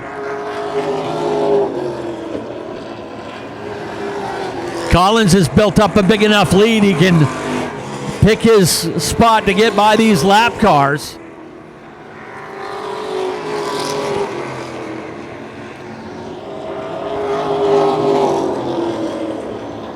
Laps winding down. There'll be 5 to go next time by the stripe. Will Collins looking for his second win of the season. Jonathan Emerson looking for his first points podium.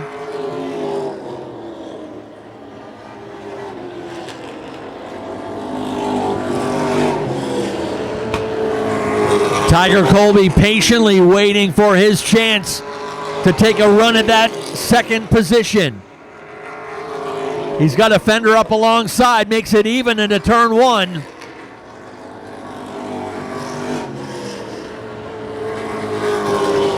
Colby finishes the pass and will take over second.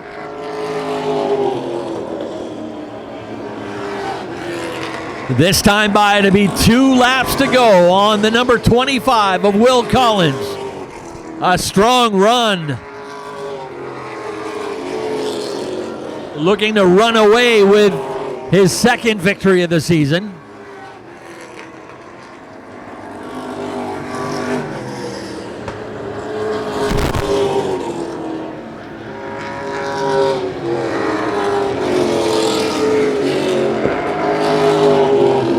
White flag lap.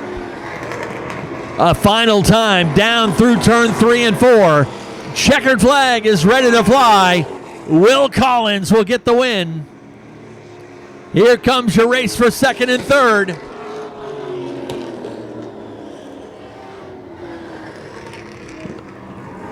Tiger Colby brings it home in second. Jonathan Emerson third.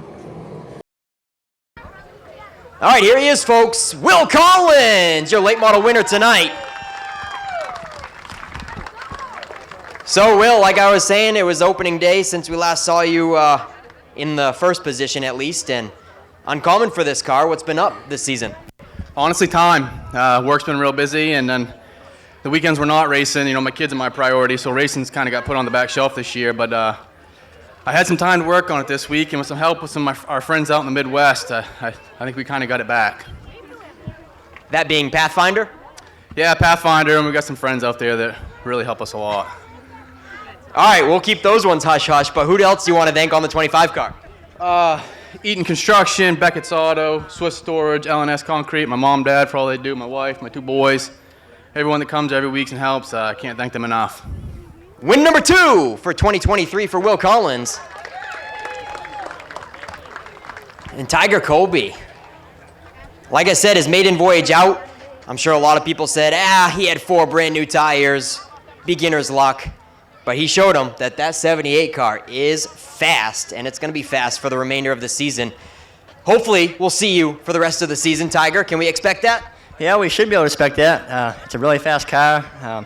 She got a little loose on me, but I think if we had a caution and she cooled down a little bit, I think we'd have had something for him. I saw that. Getting around Jonathan Emerson out of turn 2, that thing was right sideways. Yeah, she was sideways, but we saved it and took home second. Who do you want to thank on the 78 ride? I got to thank everyone that comes out and helps me. My mom, my dad, my mammy, my papa. I really got to thank Distance Chassis for making a hell of a car. This thing's wicked fast. I got to thank Colby's Auto Center and Tire, B&S Video. I got to thank Rhubar's Redemption. And that's pretty much it. All right, Tiger Colby, ladies and gentlemen. His second time we've seen him this season, and we'll see him for the remainder of the year. And then, let's not take any of the celebration away from this guy, Jonathan Emerson, first time in official late model victory lane. Jonathan, glad to have you here. Yeah, it was. We were way better in the heat race. We over-adjusted, and it was just way too loose. Same with Tiger, and it just couldn't really do much with it. Thank God I built a little bit of a lead so I could stay third. But I think all my guys have been working really hard on this thing, and hasn't really paid off until now. But I'd like to thank Emerson's Garage, Portland Glass, MG Concrete, Emerson Pilot Cars, Yankee Yardworks, Highland Greens, Tick Patrol, Emerson Pilot Cars, and Silas right here. That's it. All right, Jonathan Emerson, everybody. That's going to do it from Coastal Auto Parts Victory Lane for the Wood Pellet Warehouse late models. Up next, I think we got the Outlaw Minis. Back up to you, Ken. You are correct, sir. Thank you very much, and congrats to everyone down there in Victory Lane on our late model sportsman. And Pace Car picking up your next class. It is, in fact, the Kennebec Equipment Rental Outlaw Minis.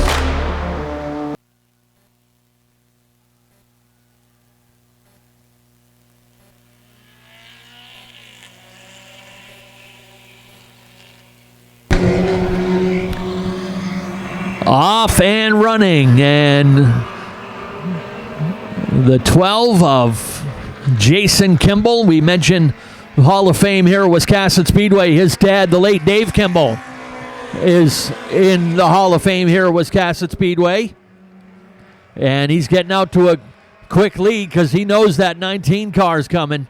Zach Gaudette setting up on the outside of Jeff Farrington, makes quick work of him, but uses up a lot of racetrack to get it done.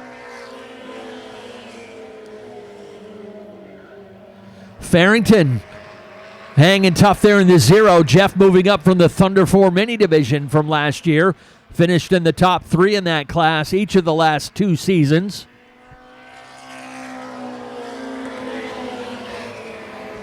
Couple of drivers not able to answer the bell here for the feature. The 16 of Ian Frazier and the 3 of DePietro.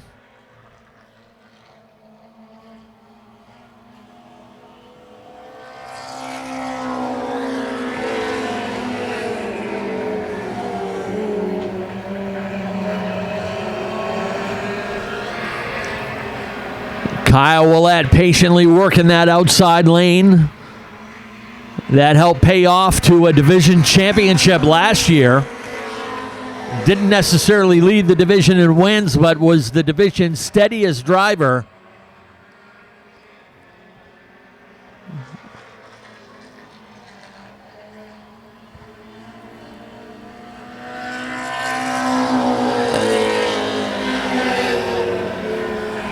Outlaw Minis hit a bit of a rough spot mid-season or just prior to mid-season, and looking to rebound and build this class back up. Kimball's got the lead. Audette has caught him. Zach Audette and Kyle Willett actually tied for the point lead coming into this weekend.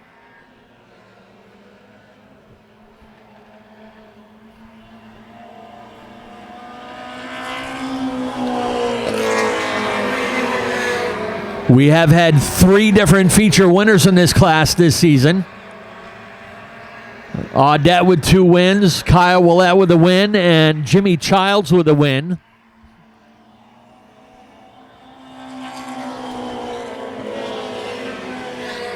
Audette with the lead now. Kimball shuffled back to second. Kyle Willett has finally made it by the 0 to take over third for himself.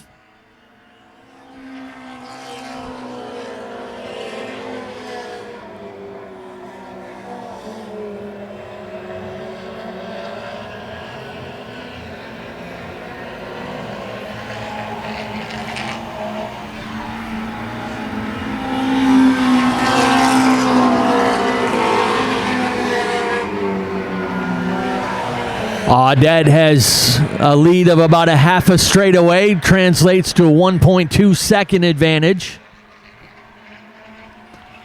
Kyle Willett in the 08 actually starting to close up on that second place car just a little bit. The 08 about a tenth faster last couple laps. Halfway this time by.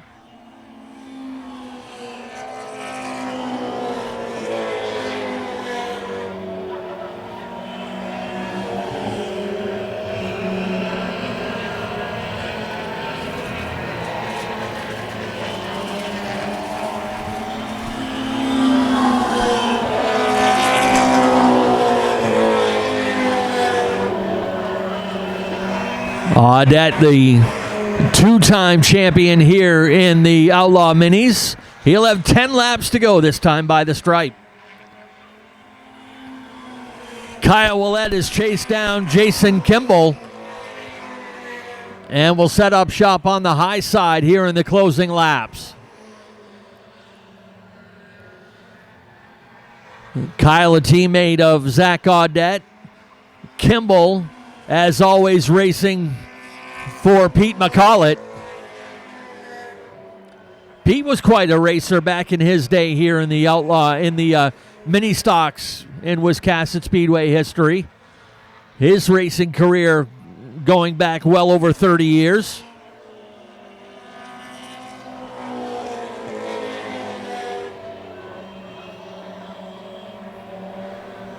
Full straightaway now, the advantage for Zach Audette.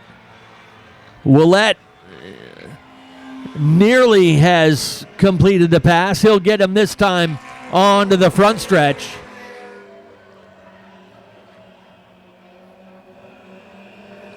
Kyle, definitely one of the more patient drivers here in this class, will give more than enough room on the outside as he races out around his fellow competitors. And that's where he has found a lot of his success here at Wiscasset Speedway. While everyone else is clogging up the low side, you'll find that 08 up on the high side many times.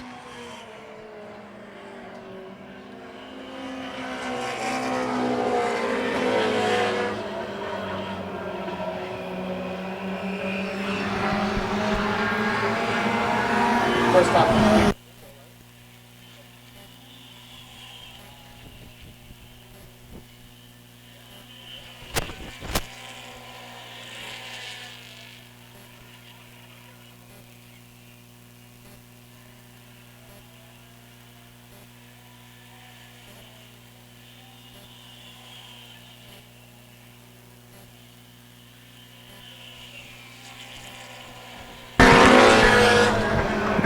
Chris White in scoring lets them know 2 laps to go. This time by for Zach Audette.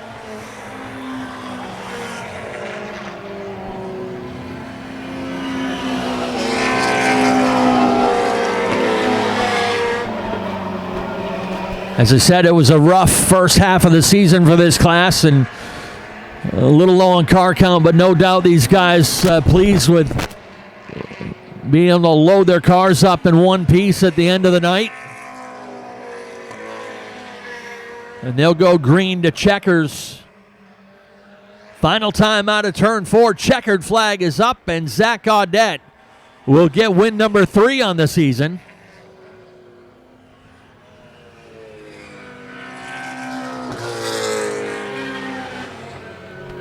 Well, Zach, hey, the heat race was pretty good. Jason got you there, but had him covered in the feature for sure. Yeah, I wish we had a few more laps in the heat race, but it is what it is. It's fun racing with these guys. I have a blast. I mean, I wish we had more cars, but it is what it is. Who do you want to thank on the 19 ride? Oh, my wife and my entire crew, Kyle and all them guys. I mean, and without them, we wouldn't be here, considering we're racing 2 tracks 3 days a week, so this is what happens. All right, he's got a tight schedule, and he helps out a lot of other cars, not just his own, including the likes of our second place finisher, Kyle Willett in the 08. And Kyle, you had another good run. Good battle there. Had to pass Kimball on the outside. How was the track tonight? It wasn't very sticky on the outside. You had to really work for it out there. I got to thank Audet Recycling, Spencer Sweat, Concrete, everybody that's got me here. Thank you. Kyle Willett, ladies and gentlemen. The 2 Acuras, 1 and 2. But then we've got the Volkswagen. Jason Kimball gets his first top 3 of the year. That's right. Let him hear it, folks. Lots of top 3s last year, but this is the first time we're able to see him in victory lane this season. And Jason, how are you? I'm doing well. It's been quite a battle with this car, and we're not there yet, but we're getting better. Who do you want to thank on the 12 ride? Oh, we thank all my sponsors: Gill's Body Shop, Better Lawn Care, Greeley's Garage, Fowler's Roofing, the Bud Bar, MG Moody Group Construction, Allard's Auto Glass. I think Matt Baker, Morris Young, Pete, everybody that's helped out. It's all a team effort. Jason Kimball, everybody. Glad to see you here in Victory Lane, joining the likes of Kyle Willett and Zach Gaudette. And that'll wrap things up for Coastal Auto Parts Victory Lane. Don't go anywhere, folks. We got a healthy dose of Strictly Streets up next. They came out in good numbers.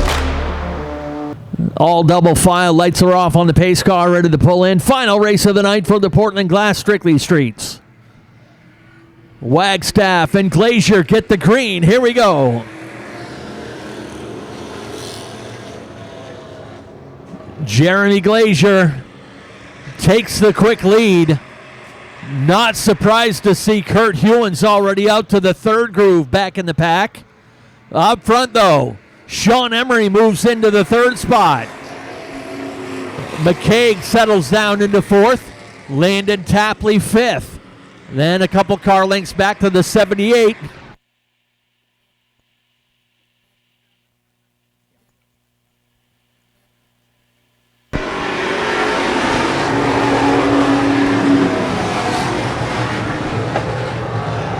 Jeremy Glazier looking for redemption as he has gone winless so far this season. Now, he did unofficially win a race, but it was taken away in post-race tech.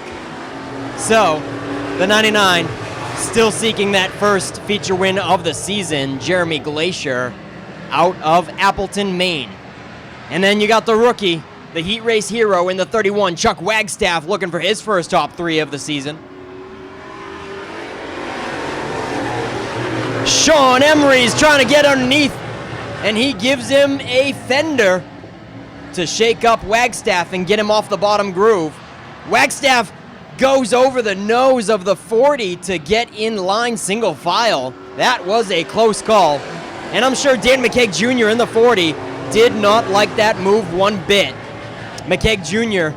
is probably going to return the favor if he can get back to the rear bumper of Chuck Wagstaff. Look who's rounding out the top 5, ladies and gentlemen. That is Landon Tapley. Still in high school in that 25 ride. And this is the best we have ever seen him run. Still in the top 5 with 6 laps into this feature.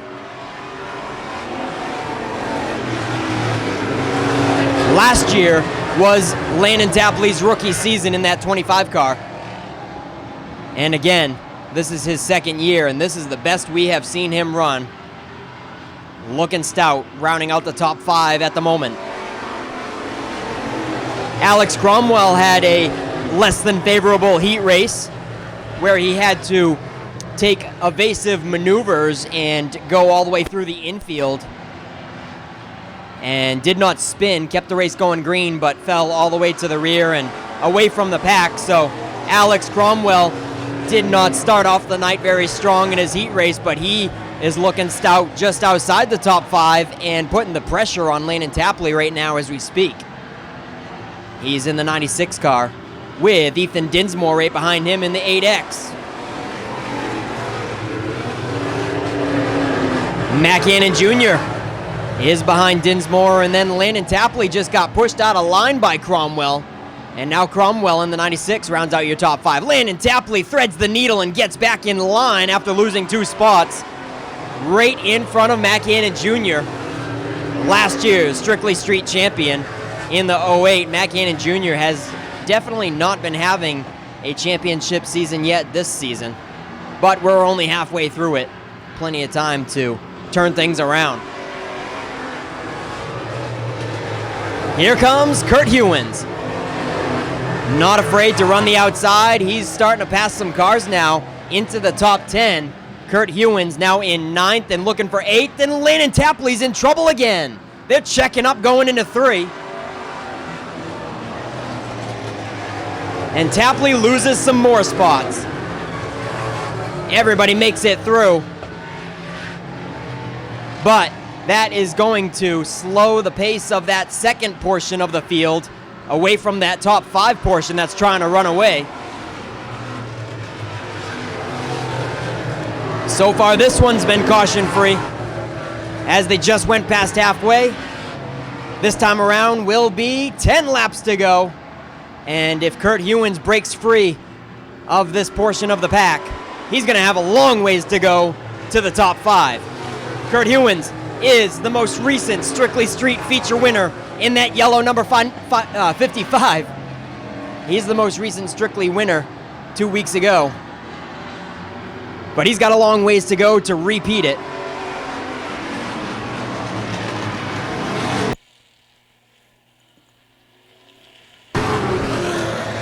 Still a lot of tight racing back in the field, but Jeremy Glazier continues to pace this field. Comfortable cushion over the 13 of Sean Emery. Dan McCaig in the 3rd spot. Chuck Wagstaff 4th. Alex Cromwell 5th. A lot of the heavy hitters not able to really pick their way up through traffic very quickly, except for Kurt Hewins. Hewins finally breaks free.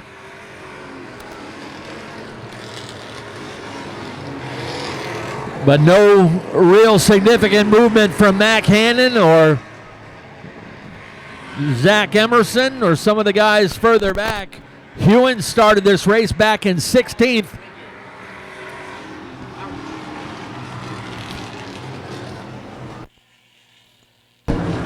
Scott Wiggin hits that culvert very hard for that 26 car. He took a digger, that's for sure. Yeah, that's a tough spot. As some drivers may not be aware of, there is the infield drainage that goes under the track over there in turn 2, and there's one spot you don't want to hit. A couple of years back, Joey Peasley unfortunately found that in a pro stock, and Scott Wiggin nails it pretty hard there to bring out the first caution of this race. Dan Sr., a Beech Ridge legend, and Junior making a name for himself here at Wiscasset. We are back underway.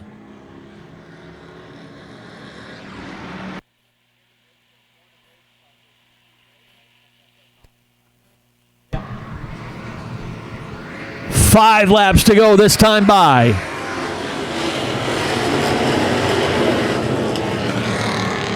Dan McCaig Jr. has the inside lane on Sean Emery. Emery is not going to give it up, though. He's going to stay right there on the outside, looking to get his first podium in about 3 years. Emery tries to get down in line in front of Cromwell, just able to do it. But Cromwell comes back, has a run down low. They'll make contact into turn 3. Emery gets kicked up out of line. They're 3 wide onto the front stretch.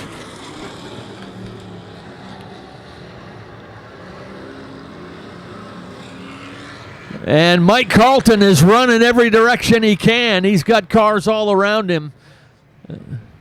That one started down in turn 3, actually, folks. They come to the attention of starter Nate Sennett. Green flag is out. 3 wide scramble up in the turn again. Problems on the 8.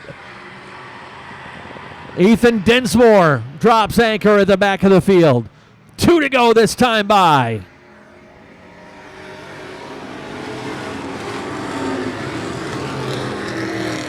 Everybody packed up tight, trying to pick up a podium finish. White Laundry flies this time by.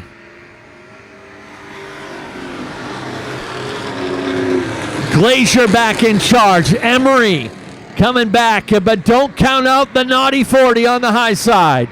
Dan McCaig.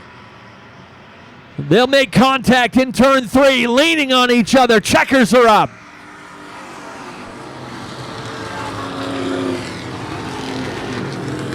Time to send things trackside one final time. Nick's got your top 3.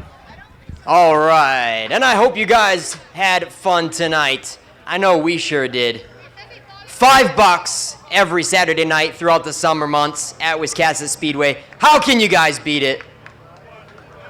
Jeremy Glacier climbs out of the 99 ride. Let him hear it, folks.